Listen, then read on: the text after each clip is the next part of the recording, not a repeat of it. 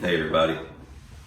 It does not matter how you play your A chord. You could use your first finger and just crudely grab it like that. I do that A a lot. Or you could use these three fingers. Or you could use these three. The A chord involves a root, third, and a fifth, just like any other chord. So this can apply, this can apply to any key.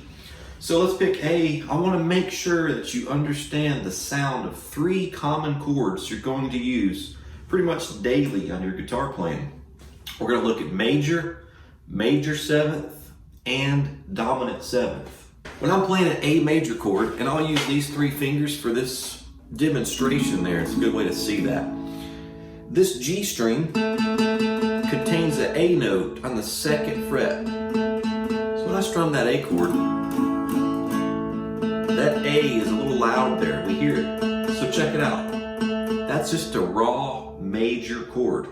There's no major seventh to it. It's not augmented. There's no raised fifth. There's no flats. There's no sharps. It's just a root, third, and a fifth from the major scale in the key of A. So there's an A major. Now, A major seventh is when we let the seventh tone in the key of A ring clearly. We want to hear that. So the beauty of A-shaped stuff on the second fret, as we move up the neck and bar these shapes, it's just the same exact shapes. A lot of fun. So let's look at a major seventh. Let's lock this on our head. Major. The seventh tone in the key of A is a G sharp. So if we have to think about what we know. Let's play the A major scale. 1, 2, 3, 4, 5, 6, 7. I'm on 7. That is a G sharp. That is a G sharp. Pulling me to 8.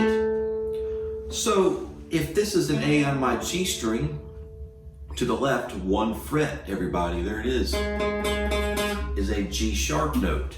That G sharp is the seventh tone in the key of A. So when I play an A chord, to play a major seventh voicing, all I've got to do is make certain my G sharp is in my A chord. It doesn't matter if it's an octave above or below this G sharp. Going below might be a little tricky, but it doesn't matter if it's an octave over this G sharp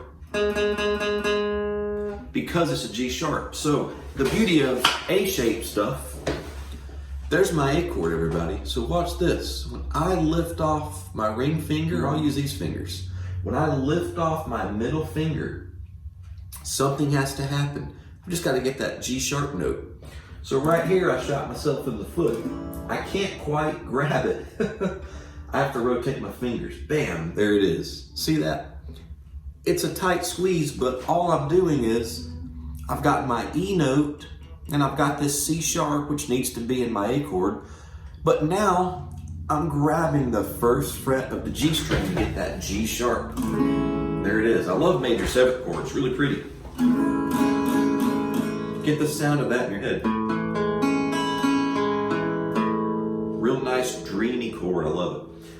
So that major seventh tone, that G sharp, really creates that major seventh tone. So that's the science, if you would, behind a major seventh chord. Now the next chord we're going to look at is a dominant seventh, everybody. Total end of the different spectrum here. The dominant seventh chord has a leading seventh tone. The seventh tone is dominant. It's flat.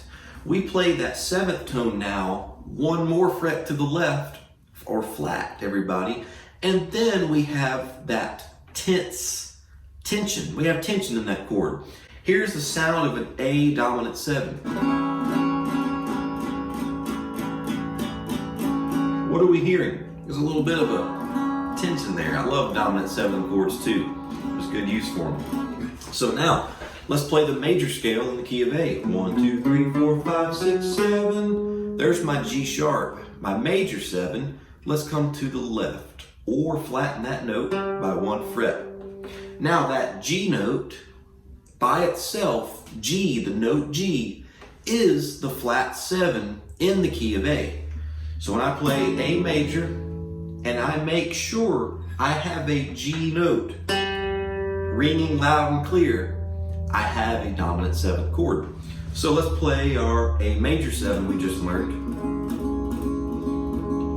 And I need a G. So watch how easy that is. Bam! Lift off this finger, and now my G string rings open. There it is.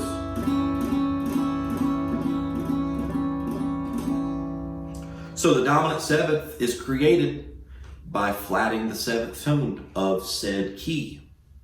A major 7th is when we allow the major 7th tone, or natural 7th, to ring clearly in that chord.